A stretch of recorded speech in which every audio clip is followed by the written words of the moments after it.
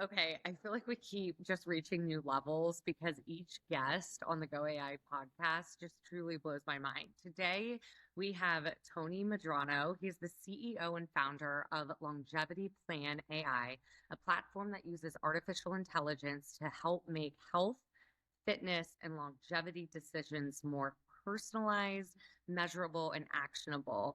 And Tony, I mean, you've spent more than a decade building an AI, including leading previous companies that delivered conversational AI for health, fitness, and wellness brands. And I know that your clients have ranged from Netflix, Google, to the FBI, NASA, NFL, NBA, and more. And you're speak of athletics, you're also a three-time Ironman finisher. So to me, that gives you a rare perspective on longevity.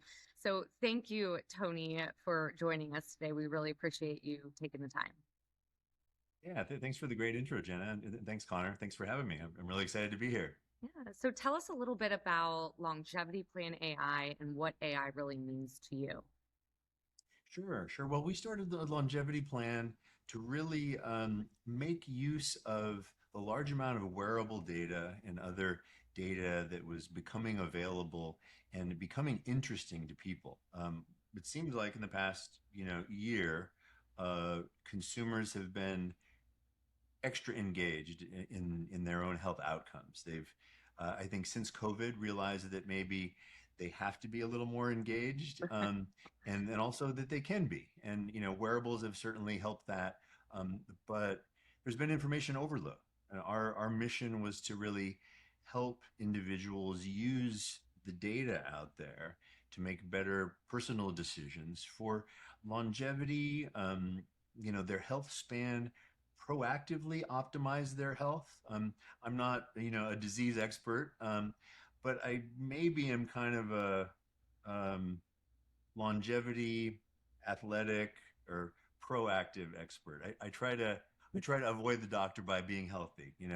Eating right, exercising to maybe extreme levels, and keeping up to date on science, so I can keep myself injury free and healthy. Oh, and in fact, a little tidbit, right, to make me sound legit, but I did my biological age through a human body pod just the other day, and it came back as 28. And I was like, Stop. yeah, I'm 28 forever. I'm never doing it again. I'm sticking with 28 as my biological age. I I'm want to do 55. that. How do I do that? That's amazing. Yeah, there's a couple different ways to do it, but the Hume Body Pod is like a DEXA scan Okay. that you can get for your home. It's a really expensive scale and shoots an electrical current through your body, and you hold on to a thing while you're barefoot and with wet feet and hands on it. And yeah, it'll give you it'll run a current through your body and tell you how healthy you are without any bias. So I'm actually turning 28 this year too. So glad I'm with a peer here. Here you go, Connor. um, but yeah, within getting into AI in health and fitness, I mean, this really is changing the game because you're using a basically algorithms that can take in a ton of data about your health and fitness and offer recommendations, which it can be strong in some areas. And I would like to know what areas it's strongest in for you, but where could it also use improvement if possible? Yeah, great question. AI is certainly not perfect for health and fitness. Everybody is different. And that's one of the reasons we've decided to focus our AI on building a digital twin platform for individuals to use. Extremely personalized, right? Just the nature of it. It is our customer's digital twin based on their lab results, their wearable data, their electronic health records, and now their peptide usage and the data that is derived from the peptide protocols that they're on. So you Okay. can, Yeah, we needed to bring this back because I feel like I really am not competent in this language and world of peptides. So this is new yeah, to me. And yeah. so and I'm sure some of our audience. So can you break down what is a peptide and why is this important to track? Sure. Well, it's a new innovation in longevity science, although peptides have been around for decades. Insulin is a peptide, collagen is a peptide. what a peptide is think of a Lego set.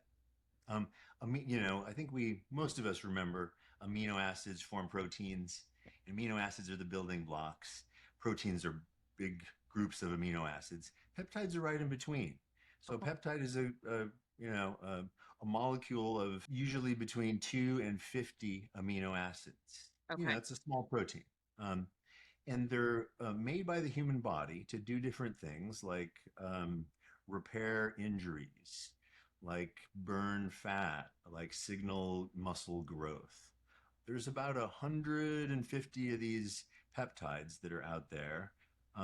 About 20 are increasingly common and used for things like weight loss. For example, GLP-1s like Ozempic are peptides. Um, that's the most well known, I think, now, besides, of course, insulin, collagen. GHKCU is one that's commonly found in women's face cream. It's been used for decades there, but it's also an injectable form for hair, skin, wound healing, those kind of things.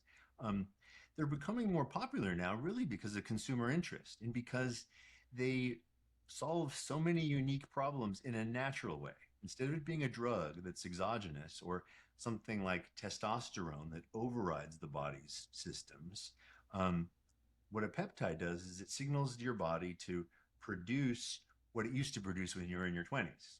Um, and you'd stop producing, well, not stop Clearly, producing, but some of us you, are still producing. no, exactly, exactly. You haven't reached it yet, but you probably will. You'll notice things start to slow down. You get injured, it takes a little longer to heal. You Oh put yeah. on a couple pounds over Christmas, it takes a little longer to take them off, and that just happens a little more every year. 1 to 3%, loss in certain areas of recovery, repair, hair growth, collagen. In your skin, all those things. And different peptides are declining in your body. So there's a way to revive those mechanisms, and that's by either injecting peptides, mostly subcutaneously, in a little pinch of fat, or taking a pill for some of them. And because they're natural, they tend not to stop the body's own production. What they're doing is encouraging the body to act like it's 20 again. That's why I bring up my biological age calculation. It's because it was actually relevant. I was It really really works. happy with it. Well, so in Apparently the this stuff works. app, Longevity AI, then, so it takes this personalized information and then will proactively communicate to you the needs of, or Yeah. maybe, is that what I'm trying to better So understand? sure. What we found was missing in the market of wearables and AI was something that was more personalized. Um, and I borrowed this from the NFL. As you mentioned, NFL used to be one of my clients. The Olympic team used to be one of my clients. They actually have built digital twins for their athletes, obviously because they can afford it. And there's a lot of money at stake if they can prevent a quarterback from being injured, right? So what they do is build a machine learning models using an individual's data, and then model optimal nutrition, optimal recovery, ways to prevent injury. They can predict things like a hamstring pull before it happens because stride length is shortening. Really complicated stuff that costs millions of dollars per person. At Longevity Plan, we wanted to democratize that. So we're making a digital twin light for people like us to use to optimize our own health, prevent our own injury. But the principle is the same. You've got a personalized data lake, a big bucket of data.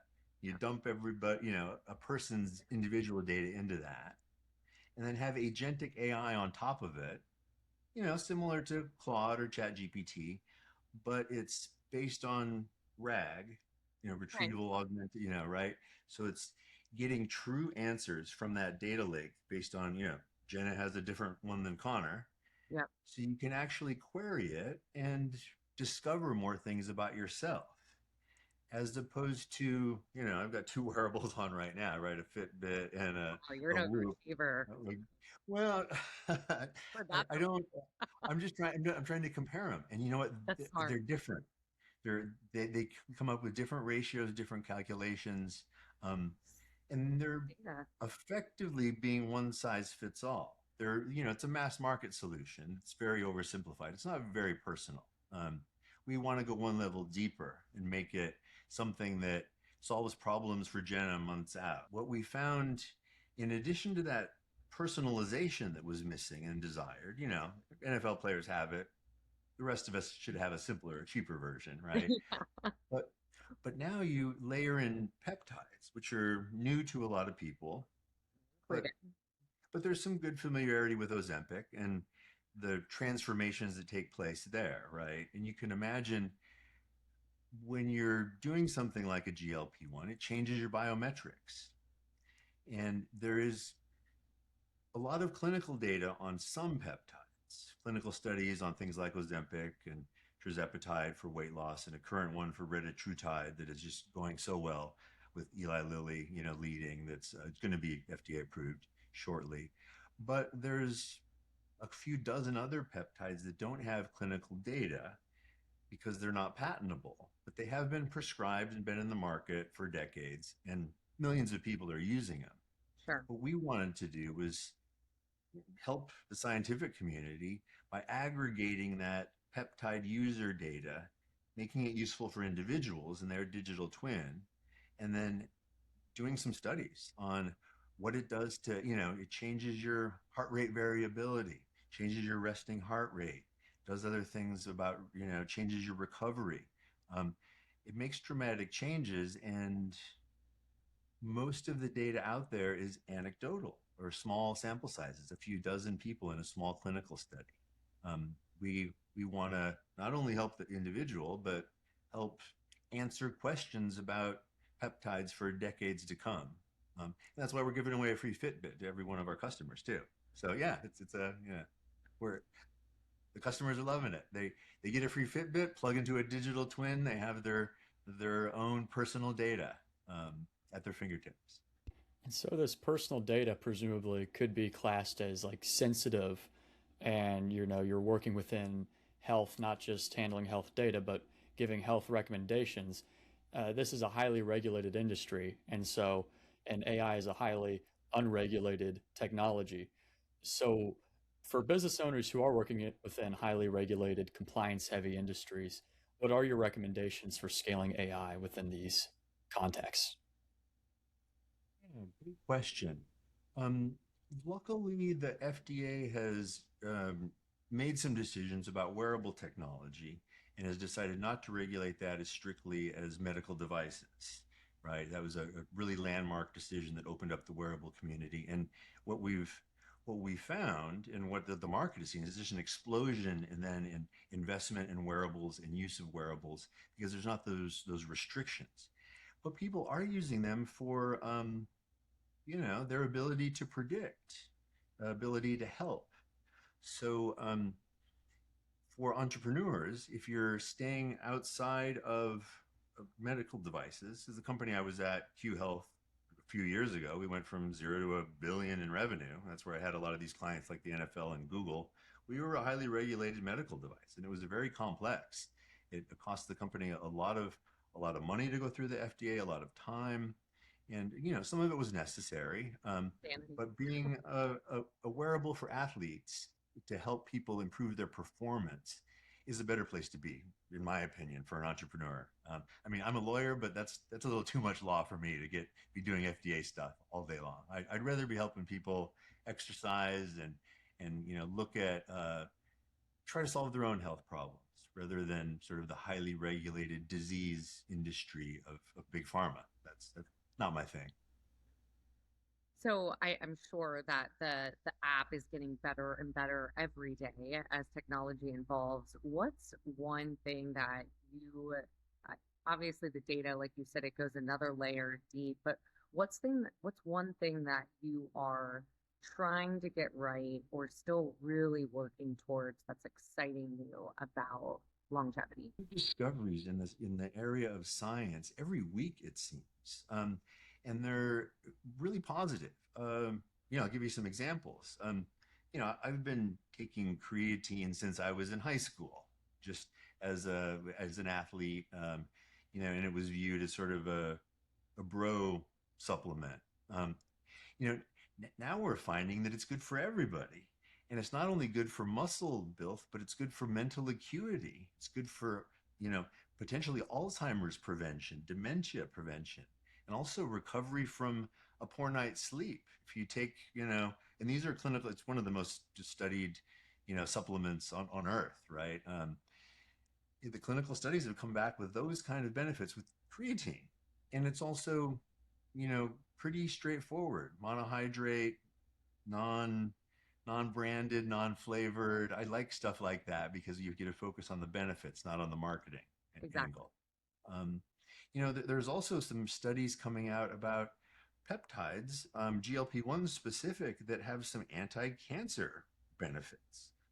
They're discovering things like that about, not only GLP-1s, but GHKCU has some correlations too. Not large enough clinical studies on outside of GLP-1s, but some peer-reviewed publications, So which we like to base things on real science that is peer-reviewed. so that So makes sense. So you're pulling in that live then the research, those updates into the longevity AI app. And so then that then is giving personalized information to someone that I'm not saying that they might have Alzheimer's, right? But there might be some data there that could provide signals to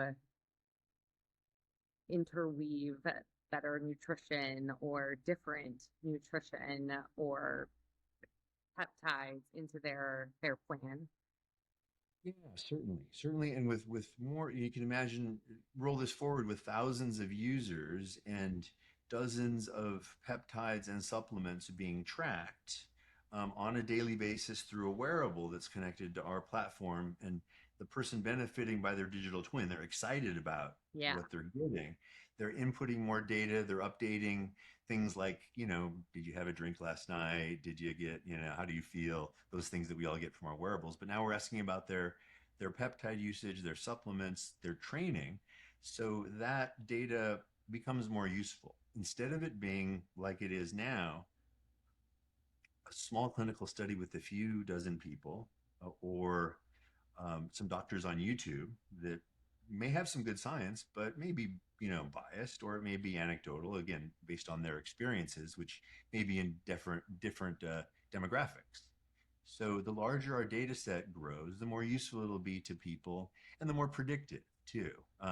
And so yeah, it helps people just be more healthy, live longer, prevent injury and disease. Those things that I'm so excited people are looking at those preventative medicine now. And if we can get a little deeper into the concept of digital twins, because this is super Yeah. important in AI. When I first heard of the digital twin, I was researching AI in manufacturing and how you can have certain machines and equipment that have digital twins where you can monitor it in real time just remotely to see, okay, is something messing up in the machine, that kind of thing. You can extend digital twins to cars and obviously now human beings. And so, in building digital twins for longevity AI, did you find that there's like a winning formula for building an effective digital twin? Great question, and you hit the nail on the head. So, right, the digital twin concept came from NASA and nuclear power plants. And I learned about nuclear power plants when I was a military officer, and NASA was a client of mine. But I think we've all seen Apollo 13, where they're on Earth with the mock-up of the capsule, performing experiments about power and how to get them back safely, right? That's the perfect use case for a digital twin. Is sometimes you don't want to experiment on the real thing because it's risky, it's costly, or it's not practical, right? So for nuclear power, same thing. um, Nuclear power plants typically have a digital twin so they can run experiments digitally to reduce risk. Now you roll that forward, and some innovative organizations with humans, took that up, right? It was used in a lot of power plants, not just nuclear. And then organizations like the NFL and the Olympic team, where they want to have they view humans like machines because Yeah. we are living, breathing machines, even more complex than most machines, that's for sure. Um, so the math really works. It's the same. Um, how What I love about them is they're structured mathematically by use case and by area that you want to optimize. So a digital twin isn't fixed. Um, More data can be added to it, and then more algorithms can be put on top of it, let's say. When other scientific discovery happens, like let's say creatine usage, since we already talked about that. Oh, now maybe we want a creatine optimization algorithm or muscle building, and then maybe another one for Alzheimer's prevention if the science warrants an algorithm based on that. So the digital twin, think about it as just getting more and more complex. I mean, they're already using it in the cardiovascular world to make digital twins of people's of hearts, so they can monitor the uh, electric signals that are pretty. I'm not a cardiac surgeon or anything, No, but like the there's right a way. lot of complexity Yeah. there in the heart, right? And same with neurons in the brain. There's a lot of complex math that can be modeled in the same way in the human body as it was in a machine or a complex power plant, where different things are happening. You know, fuel's being pumped, electricity is being monitored, pressure is being monitored. Power plants are really amazingly similar to the human body. And we've taken that model, and that's how we've built our digital twin. Now we're still building it. It's still in beta. We're still, trying it out on customers and um, needing more data. Well, we'll always need more data to make it better, but we'll always offer it to people to help their own personal health journey, because it's not about perfection. It's about, improvement.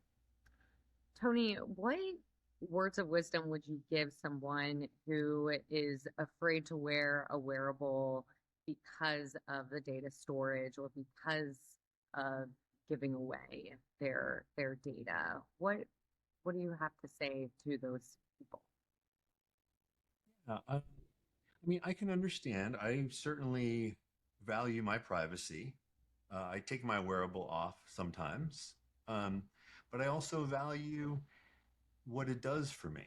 It does collect data for me that I own that I can use to help um, extend my lifespan, make me healthier. It, it helps, me improve my sleep, my diet. The studies have shown it reduces people's drinking, increases their sleep, those type of things. It's the Hawthorne effect, if you're familiar with that. Monitoring something naturally improves it. A wearable is an example. But Yeah, what you measure gets actually counted. Yeah. yeah, no, exactly. Where you can't improve something if you don't measure it. Yeah. So for most people, I'd say the benefits outweigh the costs. But there's nothing wrong with taking it off. I'd like to go for a trail run with no electronics and just my running shoes and a pair of shorts every once in a while and feel the ocean breeze, or whatever. I mean, that's part of life too. We don't have to be plugged in all the time. And a lot can be measured, of course, in health. And so, from just a data collection standpoint and curation for the AI to make recommendations, is there a process in place or just any general wisdom that you're using to guide separating, like, okay, this is actually the important data that we should be using, this stuff, not so much, just for the sake of efficiently using the AI so that it's not spending more energy and time on using data that it doesn't need to spend time on, or is it kind of just give it all that it can kind of Yeah, philosophy? great question. No, we're definitely prioritizing the use of data, um, the time increments, the interoperability of data sets. Whoop was measures things different than Fitbit, for example. It could say one's in meters, one's in yards. Oh, why'd they do that? That makes for a more difficult life for the data scientists. You know, Doesn't make them but easy, right? yeah, no, exactly. But so we prioritize, we throw in a mix of science, and we look at it from an endurance athlete perspective. that also overlays on to longevity.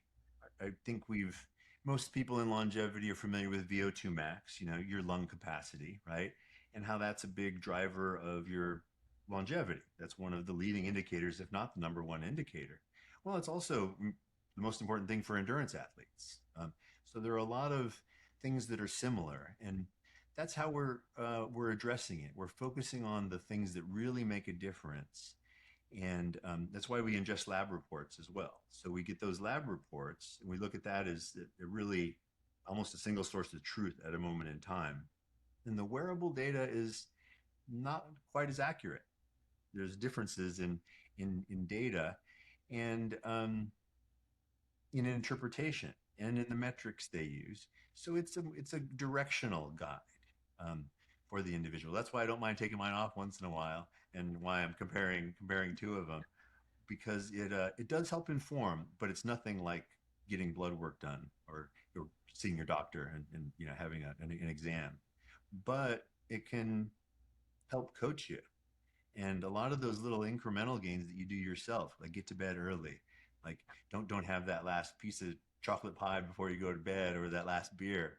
That That makes a big difference, and it's largely free too. Tony, thank you so much for joining us on the Go AI podcast. Where, if our guests want to get in touch with you, where do they do so? Yeah, the best place is LinkedIn. You can, my name, Tony Medrano, type it in, and there might be other Tony Medranos, but I'm the one with the Ironman outfit on. We'll drop it in the show notes. Don't worry. Yeah, exactly. It was a pleasure. Thank you, Connor. Thank you, Jenna. Yes, Tony, thanks you so much. Thanks for coming on Go AI. Bye.